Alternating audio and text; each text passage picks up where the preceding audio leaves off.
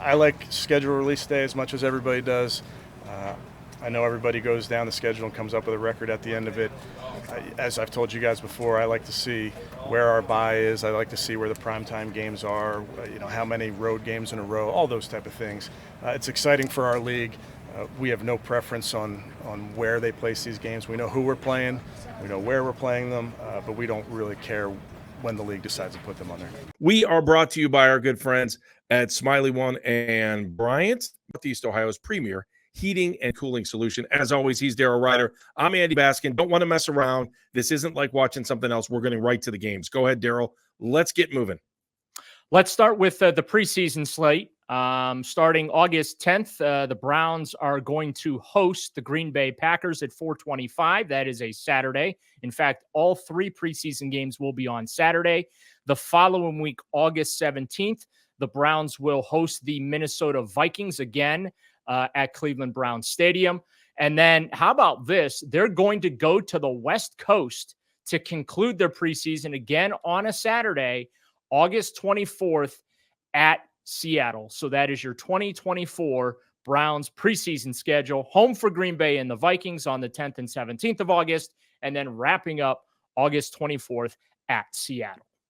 Yeah, I mean, the preseason normally wastes time. We all know Roger Goodell wants to get rid of the preseason at some point or get it down to 2 games so they can add an 18th game at some point. So I do think it's interesting. I cannot remember the last time the Browns made a major trip out west for a preseason game. Like, I can't even, and I wonder why they're doing that. That's an interesting thing to do, but maybe it's just one of those bonding moments. I think that if you were sitting around saying, hey, let's try to get a game, or I don't know, that's weird. Like, normally it would be Detroit or Buffalo or one of the New York teams. That's what they tend to play, but it's interesting that they played that out. What do you think on that? And I really don't want to spend a lot of time on the preseason because I think it's worthless, but go ahead. It is interesting. They're going all the way west. I can tell you this. I know that they did explore teams closer.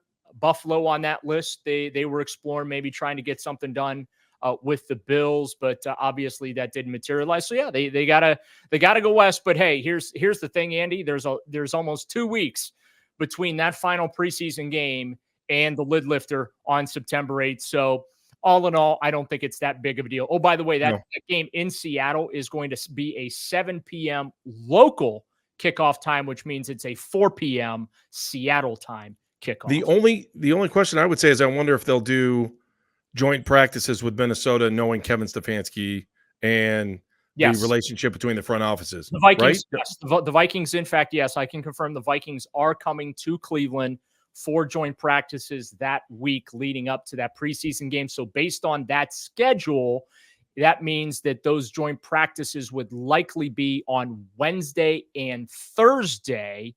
And then you take Friday off, play the preseason game then against the Vikings on Saturday. All right, let's get into the regular season. We already know, because this one's been released early by the Browns, tickets are already available. In fact, single game tickets are already on sale tonight as we speak. So, Daryl, walk us through it. Here we go. Drum roll, please. I know there's a lot of suspense around this one. The Dallas Cowboys, September 8th. This is a prime game for the Browns. They are in the Fox NFL Sunday #1 window at 4:25 p.m. It will be Tom Brady's regular season NFL on Fox analyst debut. As I look at that, I say to myself, what's going to be the bigger story? And I think this is all about Tom Brady. We'll see. The game itself will be the game. We were talking to Chris Rose today about that. And, Browns fans, don't freak out. It's going to be, hey, this is why Dallas won, or hey, this is why Dallas lost when it's all said, except for on this podcast, you know what it's going to be. And by the way, special announcement, we'll be a fresh new show by then, I think. But we'll leave that for another day. Your thoughts on Dallas as the opener? Yeah, I mean, Micah Parsons and Dak Prescott coming to town should be a great test for the Browns. They get to open up at home, which they have been lucky enough to do for the majority of time since coming back in 1999. I'll be honest with you, Andy. I would have liked to see Dallas later in the year just because of where they are in stature, good litmus test. But as we go through the schedule, you'll see Browns did okay. They did okay when it comes to getting some prime placement and prime opposition there on the schedule. So to come right out of the gate against the Dallas Cowboys, I like it. And of course, as we know, and we've been talking about a lot, the Browns play the toughest schedule based on winning percentage from last season. But relax, Pittsburgh and Baltimore close on the Browns' heels. The top three teams in the AFC North all play the tougher schedules, and that is by virtue of playing the AFC West and, of course, playing the NFC East. Yeah, the other part of this, too, is that if the rumors were true about the Steelers' schedule, their schedule is really tough at the end of the year. All right, week number 2. Week number 2, September 15th, 1 p.m. kickoff on CBS. The Browns travel to Jacksonville to play the Jaguars. Well, we'll talk about this at a future date. They just got $1.4 billion for a new stadium in Jacksonville, and we'll discuss that in terms of the Browns' new digs if that happens. But I really thought this game was going to be in London. I really thought it was. When it's all said and done, it's a week 2 game, and should be a good game for the Browns to go on the road early and hopefully get a win. Yeah, I'm with you. I was convinced, and as it turns out, Andy, all the pre-schedule release rumors concerning the Browns were all untrue. Brazil never materialized against the Philadelphia Eagles. We had been hearing those rumors. We had heard Jacksonville in the international games. The Browns will not be participating. Instead, it's going to be the Jets and Minnesota Vikings. Jacksonville will entertain the Chicago Bears and the New England Patriots across the pond. And then the Munich, Germany game features the Giants and the Carolina Panthers there in November. So, yeah, I was a little surprised. No passports needed for the Browns here in 2024. Week number 3, Daryl. Week number 3 features the New York Giants coming to Cleveland. That'll be September 22nd. Once again, a 1 p.m. kickoff. Fox will be the network. 1 o'clock game. Giants. Another winnable game for this team early on. If Deshaun Watson's playing the way he should be, the defense is playing the way they should be too. I think all 3 of these games right out of the gate are winnable. So I do think when we talk about how difficult this schedule is, things seem very favorable out of the gate for the Browns, which traditionally have not had good starts. Winning game number 1 has not been easy for this team or this franchise over the years. So 3 games in, you're looking at the Giants, and you'll be at home for 2 of the first 3 games. Yeah, and Kevin Stefanski is the king of starting the season 2-3-1, right? Right. So even though they haven't had a tremendous amount of success in week 1, they tend to bounce back quickly under Kevin Stefanski. And September, early October, very, very good months under Stefanski for the Browns. And as we go through this sets up to be very good for them to be able to continue that tradition. All right, let's go to week number 4. Pack your bags, my friend. Yeah, we are headed to Vegas. Road trip. Want to do a road trip? Want to do This Vegas? is the one. This is the one. September 29th at Las Vegas against the Raiders. It's going to be a 4:25 p.m. kickoff on CBS. So twice in the first 4 weeks, Andy, the Browns get the prime late window for the Sunday broadcast partners. So they'll have had it one big one for Fox, and then this will give you one big one for CBS with a 4:25 start. Now, both those games are the 2 games that are out of the Eastern time zone, and we still haven't even hit an AFC North game yet. So I think these are all real positive things, knowing how strong the AFC North is. This will be the first ever trip to Vegas for the Browns on the road. So I would expect a huge Browns contingent in Las Vegas for this game. Yeah, I Week was 5, my friend. Yeah. When I woke up this morning, I had about 20 text messages from fans on my phones. Hey, I know you're not allowed to tell us what the schedule looks like if you get it, but if you find out when they're playing Vegas, could you let us know so we can book the hotel rooms and the airfare? So yeah, that should be a lot of fun there with them going to Vegas before the end of September. And you alluded to it, Andy. We still have a couple more weeks before we get to an AFC North game. Of course, last year, remember, the Browns had that stretch late in the season where they did not play any AFC North football. The exact opposite is going to occur this year. All right, take me to week number 5, my friend. October 6th, 1 p.m. on Fox, to the nation's capital the Browns go, as they will take on the new look Washington Commanders. Ooh. Again, you're on the road. That's a good trip for Browns fans. That's an easy drive over to the nation's capital. And, if you're going to be on the road, I mean, let's face it, between Philly and Washington, with all the time they've spent in the Greenbrier, that's like their second home. Yeah. So, I mean, it's not that far away. And, now again, another winnable game on the road. And that's your third road game of the season. Yeah, and they will play yet another road game the following week here, too. Week number 6. October 13th, 1 p.m. on Fox at Philadelphia to take on the Eagles. So 3 straight road games from September 9th to October 13th at Vegas, at Washington, and wrapping up the roadie in Philadelphia. So for your first 6 games for the Browns schedule release, Dallas at home, Jacksonville on the road, the Giants at home, Raiders on the road, Commanders on the road, Eagles on the road. We are just getting started on our schedule release party here on It's Always Game Day in Cleveland. He's Daryl Ryder. I'm Andy Baskin. The big boys are coming up on the schedule. That's next on It's Always Game Day in Cleveland. It is always game day in Cleveland. Big schedule release party. I mean, we're playing the schedule release game. We'll get to our predictions here in a little bit, so hang tight on that.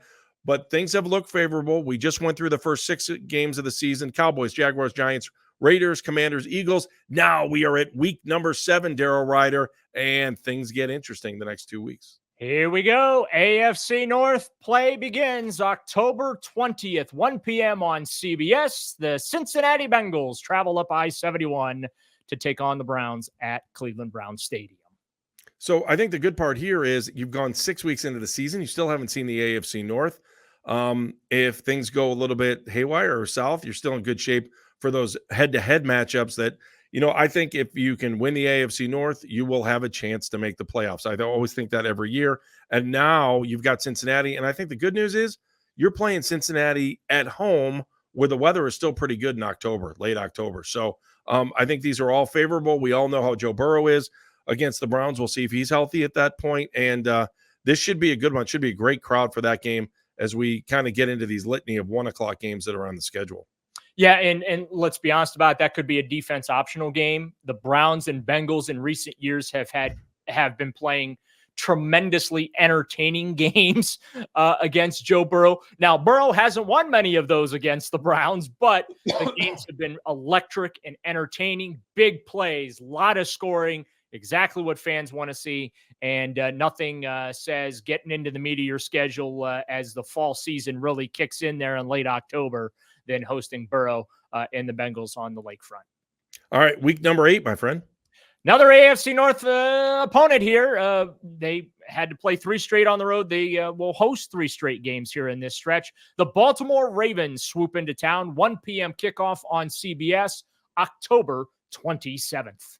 A tough game. As you look through the schedule, these couple weeks here, these are the tough ones. Like the Bengals, Ravens, Chargers. You can see why the Browns have such a difficult strength of schedule when you look at the ratings and how it is going to be tough. But I still think, Daryl, that as this thing kind of spread out, it's not horrible. Yeah, it could be a lot worse. And if, again, like what I was looking at for the Steelers today, the Steelers are really, really bottom heavy against tough teams. And they play a lot of games in a short amount of time too. So that gives you 2 games against the AFC North in week 7 and week 8. Week 9 is another tough one. Yeah, Justin Herbert and the Los Angeles Chargers roll into town. 1 p.m. kickoff on CBS November 3rd. And, of course, another Harbaugh. Got to deal with another Harbaugh now. And look, Jim did a really, really good job at Michigan. As much as an Ohio State fan, that really pains me to say, but I do have to give him his respect. He turned that program around. Well, he cheated a little bit, but hey, it's not cheating unless you get caught. Oh, wait, he did get caught. Never mind. Well, let's see how long his show cause is. If Tressel got 1,000 years and it was suspended from NFL. By the way, good news he is gets he's in allowed trouble. to scout the Browns going into this game. He's allowed to send scouts to scout the Browns going into this game. But here's my question now. I'm just curious, is Jim Harbaugh going to be able to coach the beginning of the season? Because let's not forget, Yeah. when Jim Tressel had a show cause. He was the video coordinator for the Indianapolis Colts, and he was suspended for the league because there was a show cause against him in the NCAA. Terrell Pryor had the same issue. So I'm sure the NFL is still going to put their foot down on Jim Harbaugh for anything he may have done in the NCAA, right? Isn't that how it works? Nope. Oh, that was a one-time only thing? I'm confused. Okay. That was the Ohio State exception. Only the Buckeyes. Am I bitter still? Yeah, I'm bitter. That was stupid. Absolutely stupid. So, yeah. The good thing about the Chargers is I know Week 10 will be a big week for all of us. Daryl, won't Week 10 be a big week for them? Week 10 is vacation time. It's the bye week. There will be no game there on November 10th. We're very happy about that. And look, where the Browns are concerned, remember, their bye week came late last year. And they still got to the finish line. They still made the playoffs. Kevin Stefanski has to be absolutely thrilled that the bye week for the Browns literally falls right in the middle of the season there in Week 10 on November 10th. They get a little bit of a breather before they got to hit the road again and begin their home stretch in which they will play, let's see here, 2, 4, 5 of their remaining games away from Cleveland. Yeah, so now you're also looking at, Daryl, you've got the bye week, and now you go into week number 11 on November 17th, and it's the last of your 1 o'clock games. Tell us what it is. Yeah, happy birthday to me. And they're playing where I was born. What a perfect birthday for you. Yes. The Browns. Here's what I want you to do. Before you even talk about it, I want you to take some money out of the It's Always Game Day in Cleveland budget and go to the game. All right. It's on me. Because that's exactly what I'm going to have to do if I'm going to actually go to the game. But the Browns will play the Saints in New Orleans. That's going to be a 1 p.m. kickoff on Fox November 17th. And my Saints aren't that good, so I'm marking that down as a dub for the Brownies.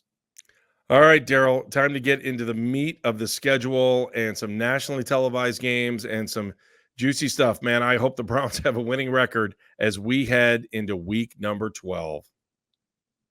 So they right now are scheduled to play 4 primetime games over their last 7.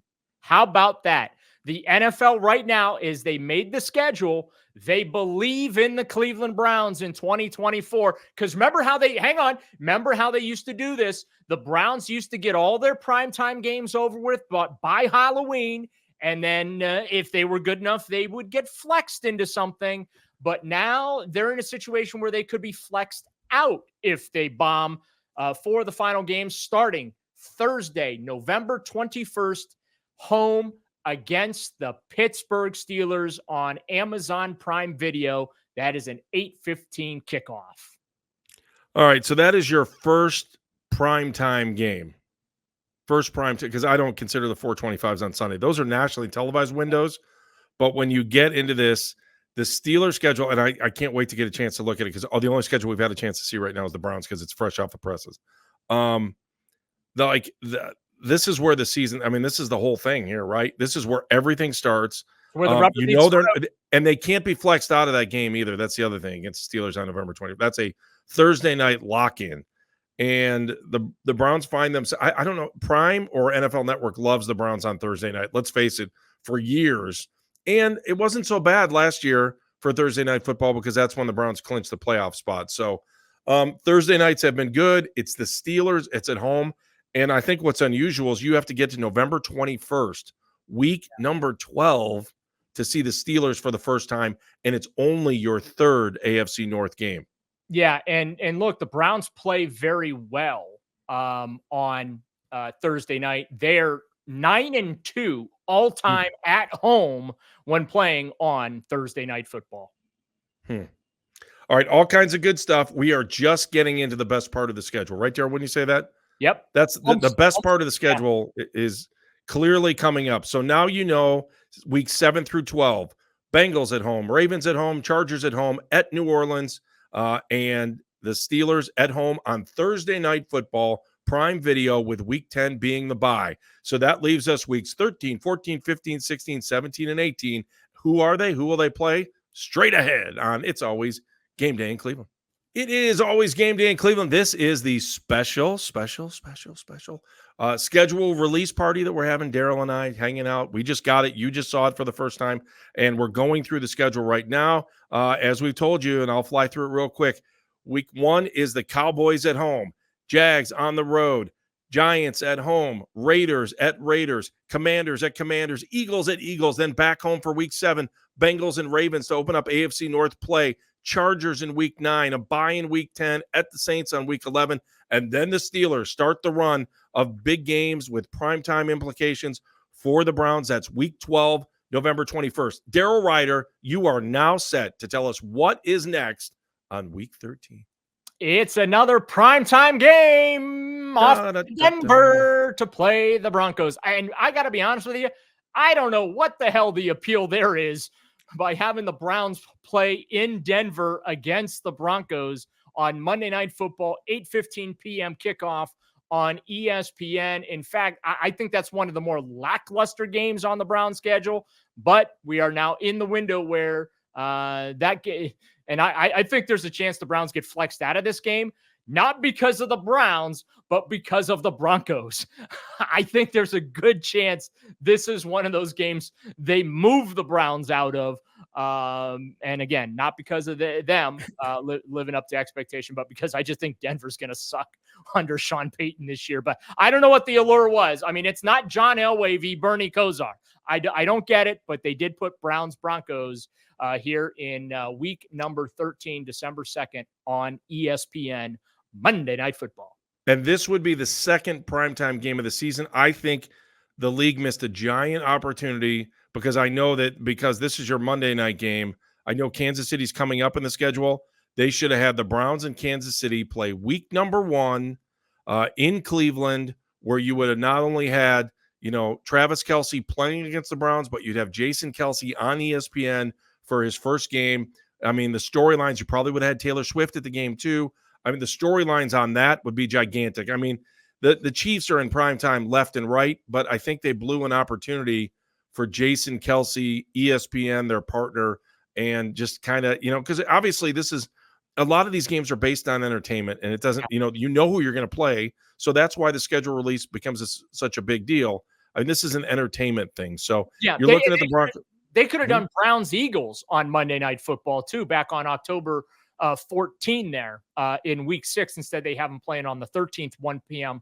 On Fox. But again, with the Kelce tie-in, I am a little surprised that the Kelce tie-in with Cleveland did not land the Browns on Monday Night Football, either against the Eagles or the Chiefs. But as you said, the Eagles got a lot of primetime games. Yeah. The Chiefs have a lot of primetime games. And they tried to do it early in the season with the New York Jets. Just my quick glance at what has come out as far as, we're focusing here on the Browns, but just on the periphery, I was looking around the league and just trying to get a feel there. It's like they're shoving Aaron Rodgers and the New York Jets down our throats early in the season. And I just, I don't know why, but that's what they ultimately decided to do. But yeah, I'm with you. I feel like a missed opportunity with the Kelces to put the Chiefs or the Eagles against the Browns on Monday Night Football. That would have been awesome. Instead, got to go to Denver. Sorry. Hey, you know what? And who knows? At that point, after looking at playing the Bengals, Ravens, and Chargers, even though he had a bye week, and I know no game is easy, but Denver doesn't seem so bad right there on December 2nd when you look at what else is coming up. Because you've got Denver, Monday Night Football, and then you've got a short week because you're playing on Monday for week number 14. Yep, week 14, December 8th, 1 p.m. kickoff on CBS. Got to make the worst road trip of the season, travel to Pittsburgh. I said short week. That's wrong.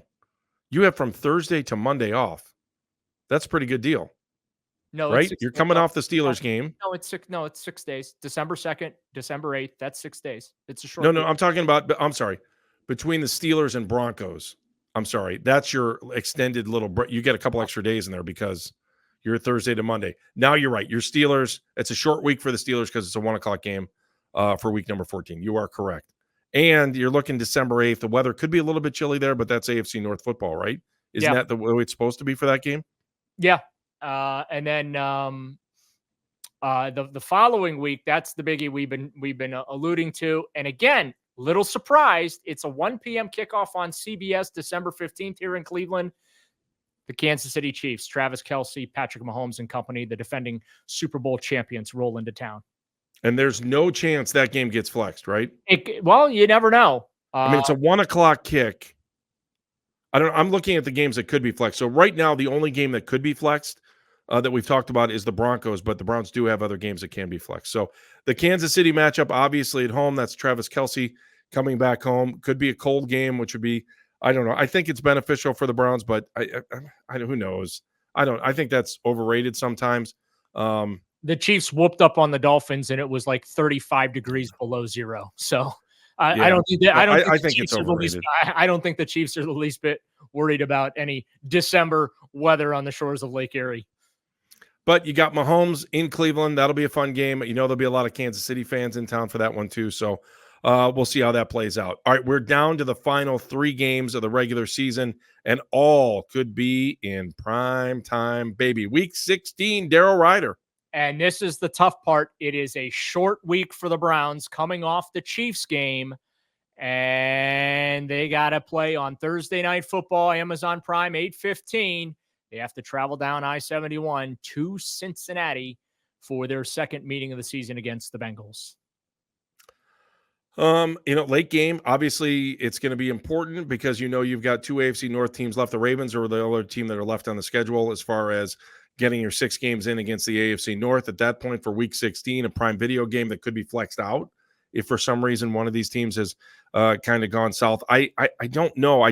The more I look at it and the more I look at the schedule, I'll talk a little bit more about how you look at that schedule, Daryl, and you see to yourself, well, if one of these teams is in trouble, they could flex them out there late in the season. I don't know. I just look at Cincinnati, and if they're healthy, this could be just a doozy of a game. Yeah, I don't think this one's getting flexed out.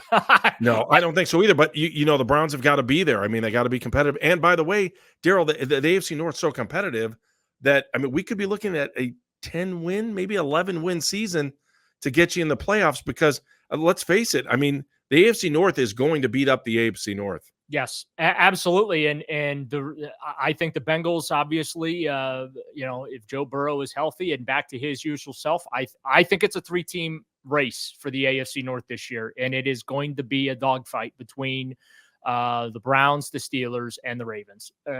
I'm sorry, the Browns, the Bengals, and the Ravens. I don't think Pittsburgh's there yet. In fact, I think Pittsburgh finishes last in the division, although every time I predict the Steelers to finish last in the division, they don't. But I think that this is the year, just the way this is shaping out. It really is going to be highly competitive, and that December 19th game in Cincinnati is going to be pivotal, in my view, as far as the division race goes. And we'll get to week 18 here in a second, which I think potentially could be for the AFC North championship. We shall we cannot skip week 17. First, it is the latest start of the season. It rarely happens for this franchise and this team.